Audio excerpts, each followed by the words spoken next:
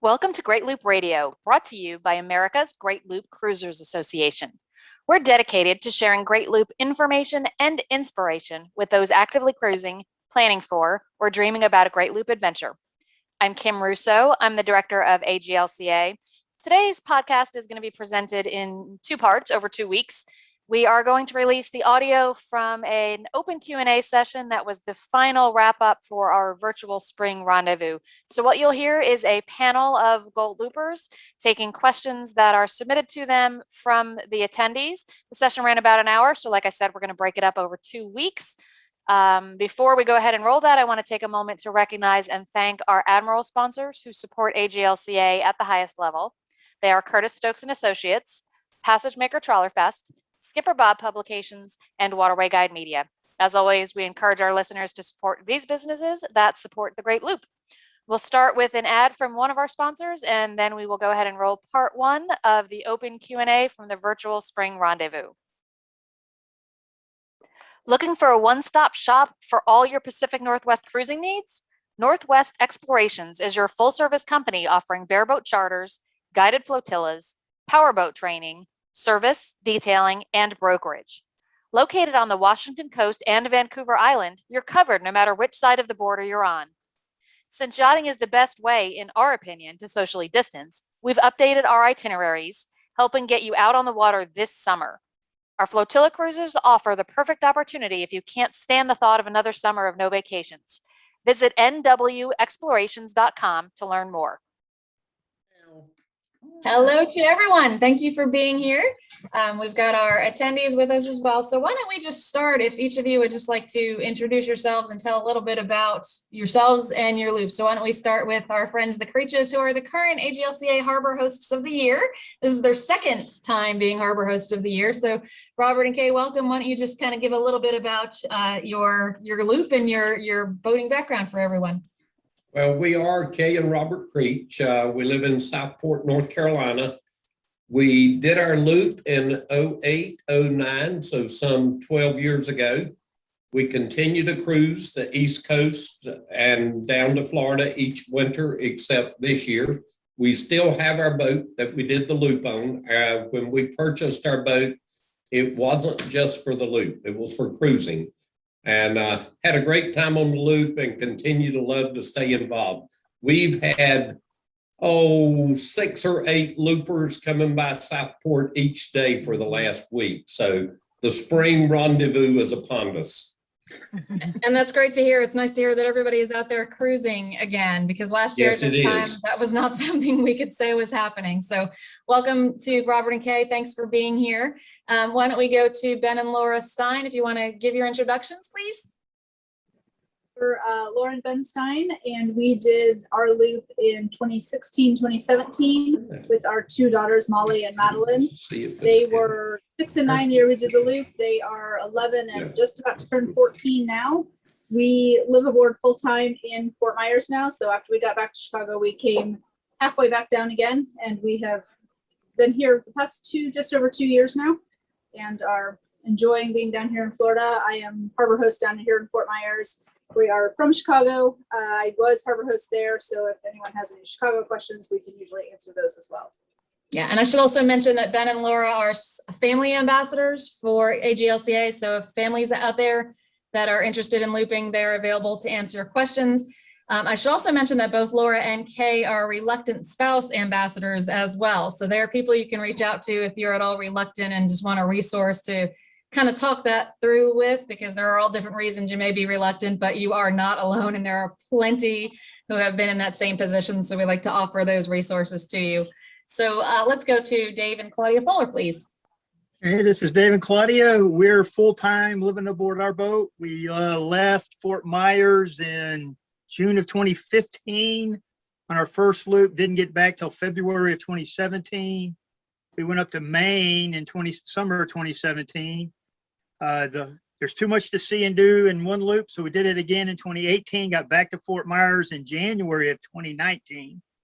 And then we went north again and did what they call the Down East Loop, where we went up to Quebec City, around the Gaspé Peninsula, Prince Edward Island, Halifax, back to Maine and back down. And then last year in the COVID season, we went up and cruised the inland rivers to Knoxville. And we're sitting in Clifton right now on the Tennessee River on our way to Pittsburgh this year. Our goal is we've put our boat in every state east of the Mississippi except for Indiana and West Virginia. So on our way to Pittsburgh, we'll do that. So we'll have been everywhere. Now, I think you asked me last time how many miles we've cruised. We're up to almost 31,000 miles now. Yeah, and you've done just about all the side trips I can think of on the Great Loop. So usually when I have questions about somewhat obscure rivers, I call Dave and Claudia because usually they've been there. So we've got questions starting to come in, and just a reminder for attendees, you can type those into the Q&A. We prefer that over the chat because it allows us to mark them when we've answered them, and it helps us to keep track of things. So if your question is for a specific panelist, please include that so we can let them know that. Otherwise, we'll just kind of dole them out as seem appropriate. Also, just a reminder, you are more than welcome to raise your hand. That'll indicate that you have a question you'd like to ask, and I can unmute your mic and you can ask your question verbally to our panel. So to kick things off, this is a great question. Patty is wondering, what is the single biggest challenge with navigating the waters of the Great Loop?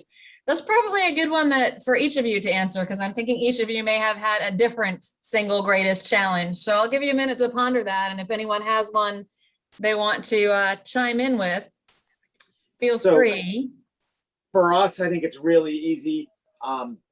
We have a 5-foot draft boat. Props to the lowest part of the boat. It was bought for the Great Lakes.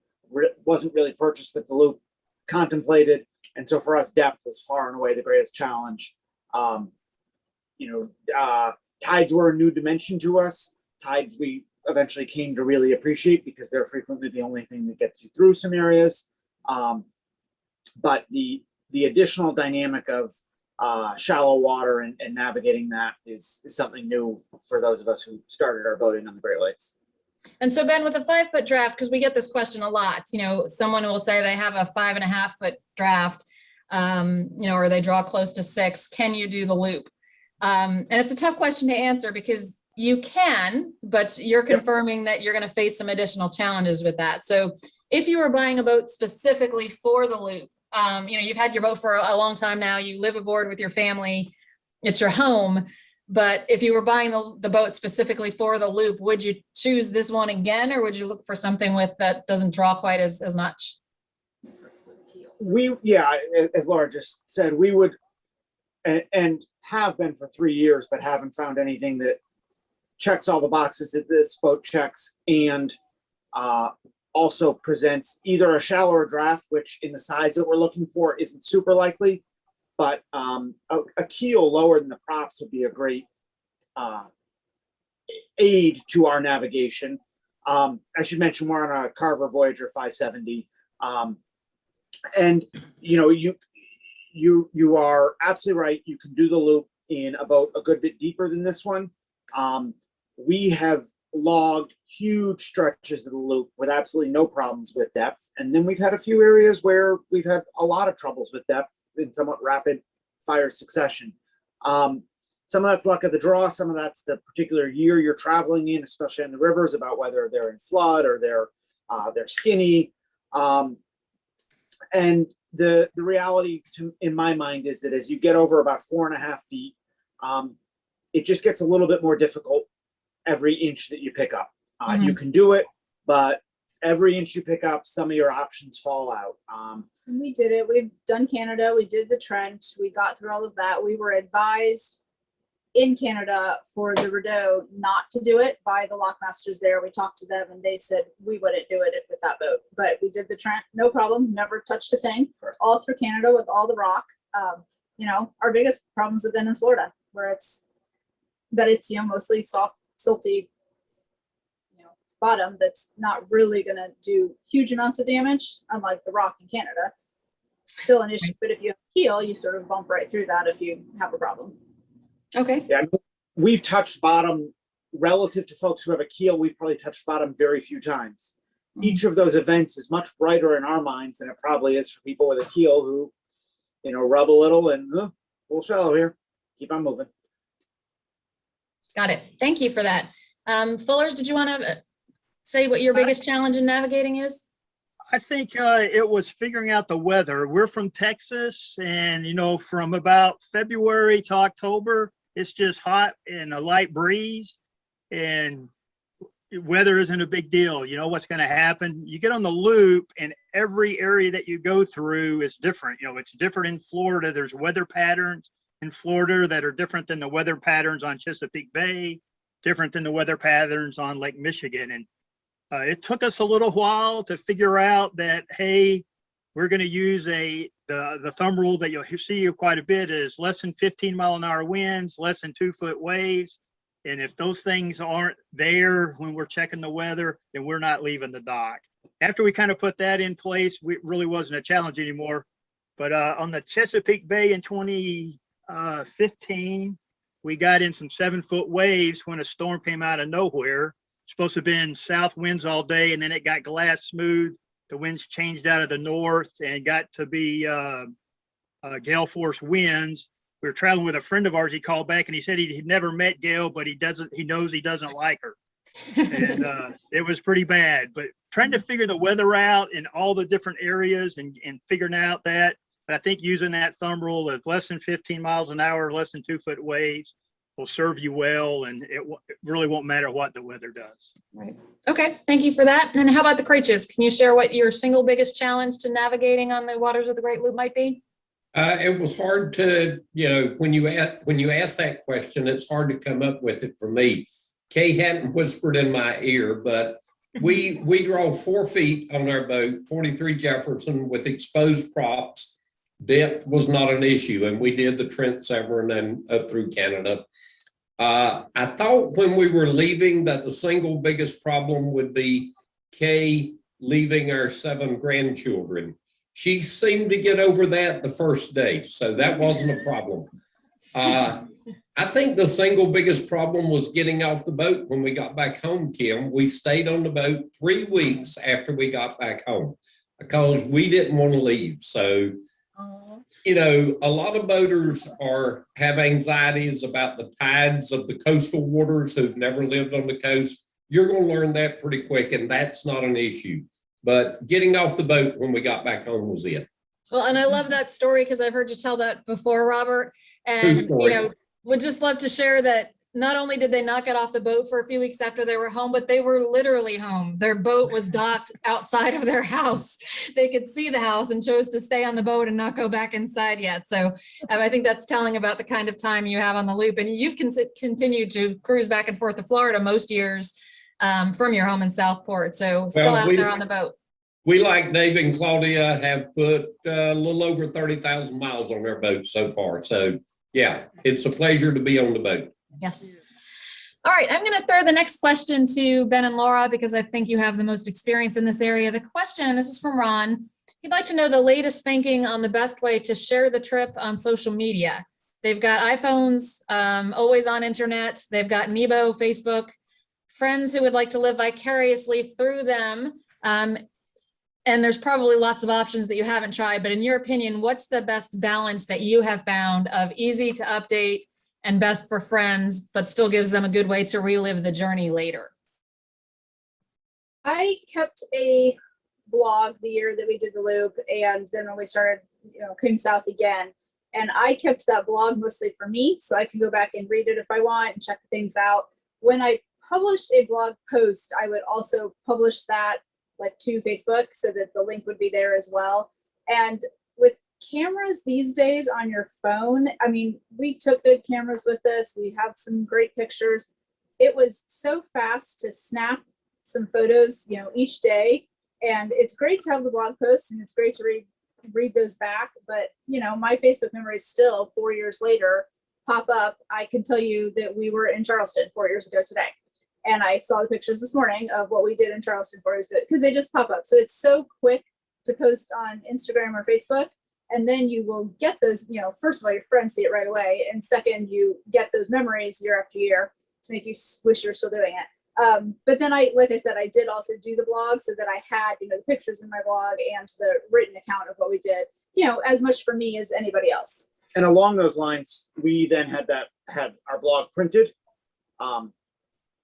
we, mostly Laura, wrote enough that it was a 2-volume printing, but that's a really nice thing. And that's one of the biggest downsides to Facebook, is that it's sort of diffused in amongst the rest of your feed. your social interactions.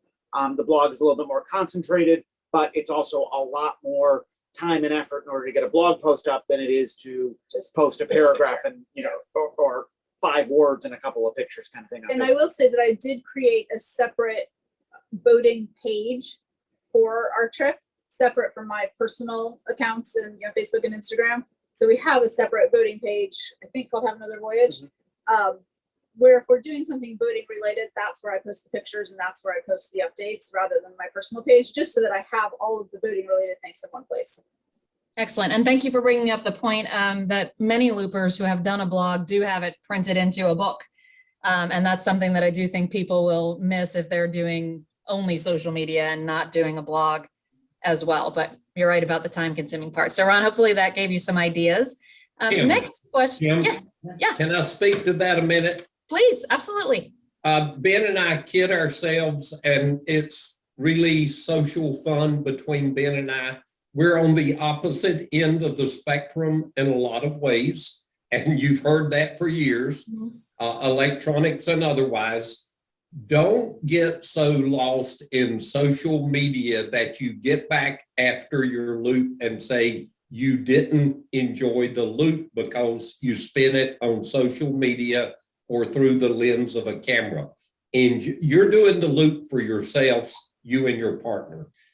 Don't lose that in trying to share it at that time with everyone else.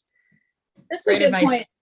Today, even different from 4 years ago, many, well, I shouldn't say especially, I know of many families that also do a ton of video posts and are keeping, videos that are out there for YouTube channels and everything.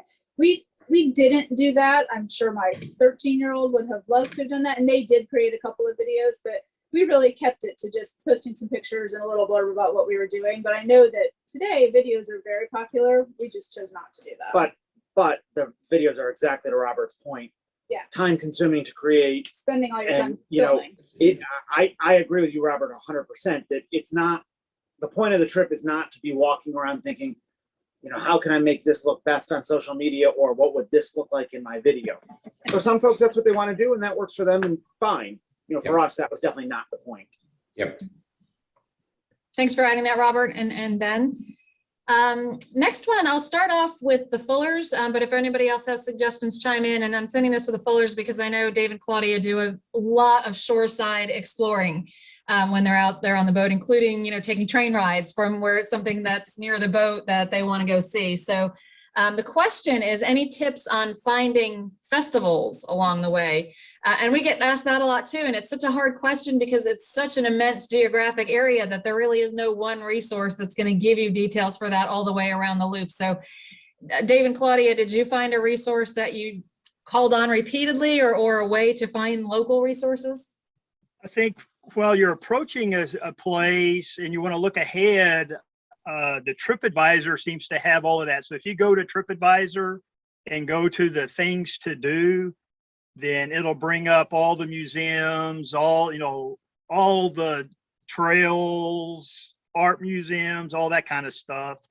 When you actually locally get to a town, usually in the marinas, they'll have, somewhere where they'll have the trifolds, what's in the area. If there's a festival, if there's a farmer's market, that's usually posted up on a bulletin board somewhere in that marina, so you have easy access to find it. But I think the TripAdvisor for a kind of looking ahead, and the marina will know when you actually get there and stop. Good advice. Any other thoughts? I know Google is your friend on these things when you get to a local place. And of course, Facebook does have an events calendar that I think you can drill down to pretty local. Ben, did you have something on that? Yeah, 2 thoughts. One of which is, I think the best festivals that we found on the loop were absolutely the ones we stumbled upon more than anything we sought out. Yeah. The other thing is that most of the ones that you might seek out are also the ones that'll mean you're going to have a real hard time finding dockage there that weekend or that week. Great examples, Grand Haven in Michigan, which does Coast Guard Festival once a year. It's actually a pretty cool thing. We've been there for it. You won't get dockage if you haven't planned way in advance. And frequently that I think for many loopers, that ends up being something you almost sort of avoid because it's when the docks get scarce and the transient opportunities get scarce. Great point. Thank you, Ben. This next one I'm going to send to the Fullers as well, because it's a Down East Loop question and they have done it and presented on it for us. So the question is, what is the longest distance between ports on the Down East Loop? Wow. Yeah, that might be a tough one. I think today, it may not be, I was adding up all of our travels. I think the longest we traveled was 100 miles one day, but that's because it was when we actually went around the Gaspé Peninsula where Bonaventure Island is. And we were going to stop at a little marina right there, but it was glass smooth that day. And that's one of the worst areas for weather. And because it was so smooth, we said, I'm getting out of here. And we put the hammer down and went another 60 miles. So I think we traveled 100 miles that day, but you really only needed to go about 40 or 50. So I think all the way around, you'll find a marina within, 40, 50 miles. Okay, excellent. Great answer. Thank you. This next one I'm going to give to the Creeches because it's a question about Georgia and it expands beyond there. But since the Creeches go through there just about every year and are very familiar with tidal issues, the question from April, Robert and Kay, is we have heard about Hell's Gate in Georgia. Now we know there's multiple Hell's Gates. This is the one in Georgia, as a place where depth is critical. Can you elaborate on that? And are there any other well-known places like that to be concerned about? Hell Gate has been dredged and we came through it a year ago at low tide and we had a good 10 feet of water below us. So it depends on whether it gets storm silted in or not. We've had a number of hurricanes on the East Coast and it does get silted in, but it's in great shape now. Little Mud River is another area along the East Coast that on low tide, you're not going to read very much on your depth indicator at all.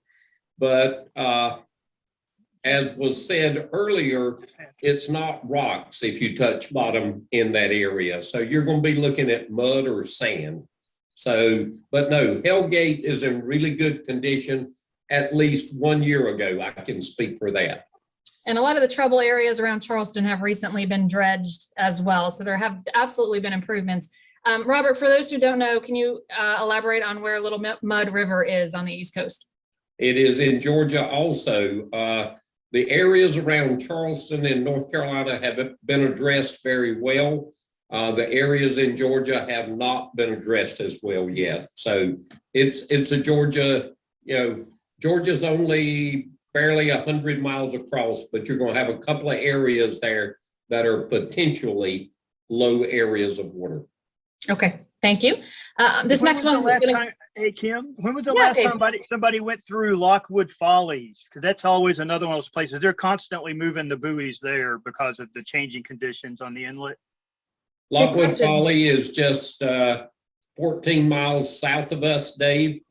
The buoys have been moved. They're deep water if you follow the buoys. As we preach over and over again, don't blindly follow your magenta line on the chart. Look out the front and follow your day marks. The day marks are in perfect shape at Lockwood Folly Inlet. It does not follow the magenta line. Yeah, and I mean, there are plenty of other real trouble areas. There are some great resources. There's a real good Facebook group that deals with a lot of the trouble spots on the ICW. One of the absolute perennials is the Ponce Inlet and constantly moving stuff there. Just heard from friends who went through and boat aground, right next to them. There are places where you certainly want to be on your toes. And some of those places, it's exactly as Robert said, follow the day marks and all will be well. And sometimes, the day marks haven't been moved, and that can be very valuable information as well. Okay. This next one is going to go to Ben and Laura because it's about Chicago, and that's your former home waters. So the question is from Fred, we are going through the CalSag. We need to leave our boat at a marina for a few weeks. What is a suggestion accessible to a Chicago airport? So the easiest suggestion on the Little Calumet River is Marine Services. which is in Dalton, Illinois. They've got a full basin, so your boat is off the river itself, off the navigable channel, and much better protected. They'll get you to the Metro Electric line that runs through there that gets you to downtown Chicago, and from there you have good public transit access to either airport. Okay, excellent. Thank you. Next one I'll throw out to all three of you because I think everybody's going to have a pretty different answer here. The question from Brian is, was there an app or a tool or a tip or a trick that you discovered along the loop that proved invaluable? Weather station.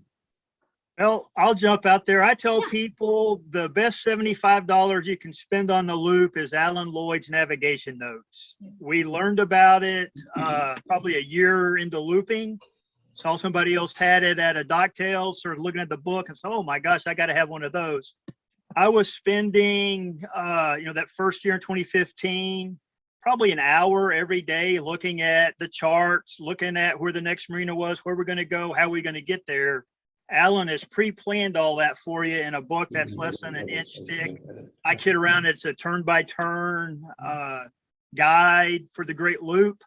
And then Waterway Guide just came out with a new app. I don't think it's on iOS, on Android yet, but I think they put it out on iOS first, and I've started using it in the last couple of weeks that we started cruising again.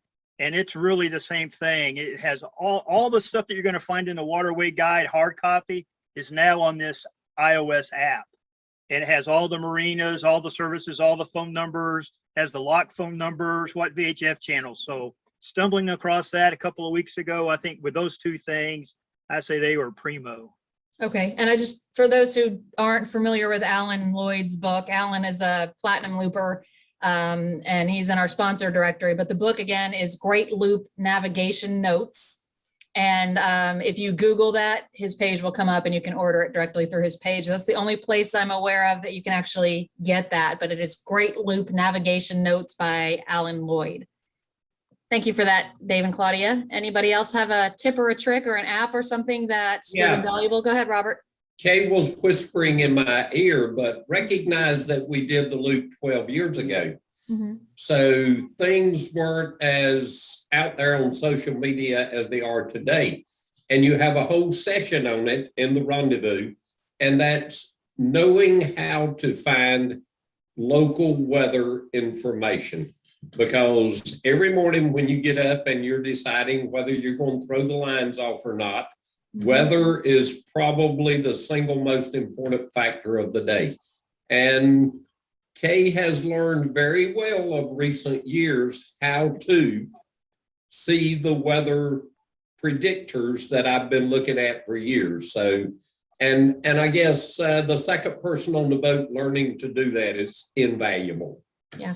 And just a point, Robert mentioned that we have a seminar on that at our rendezvous frequently. That's part of the Looping 101 track. We have recorded several of those as standalone webinars. And as a registrant for this virtual spring rendezvous, again, in the virtual environment, we can only have so many seminar hours. At an actual rendezvous, it's 4 days with 2 tracks running for about 6 hours each day. So one of the things, if you're not aware, that is part of your registration for this session is access to 4 of our previously recorded standalone session webinars, 4 of your choice. If you go to greatloop.org/webinars and look for the ones that are kind of single sessions, we'll be sending you instructions tomorrow on how to tell us which 4 you'd like access to. And basically we'll send you a promotional code that makes that free for you. And the weather session that Robert mentioned, we recorded one about this time last year. And I believe Foster was a presenter, I know Bobby Wilson was. But anyway, that resource is available to you in a recorded version. So if that's something that interests you, you can use that as one of your 4 that come free with this session. So Ben and Laura, any tip or app or trick or tool that you particularly found? It mentioned, and it's a little bit complementary and maybe overlapping to Alan Lloyd's nav notes, but down the rivers, particularly the Skipper Bob guides are, I think, invaluable. We use them in a very similar way to how Dave described Alan's notes in terms of, mile by mile, and you just sort of run your finger down. Okay, the next thing coming up is hug the right descending bank here because the left has no water, kinds of things, and very helpful. Okay. Thanks for joining us while we shared with you part 1 of the Q&A from the virtual Spring Rendezvous. We'll bring you part 2 next week. Thank you for joining us, and until next week, safe cruising.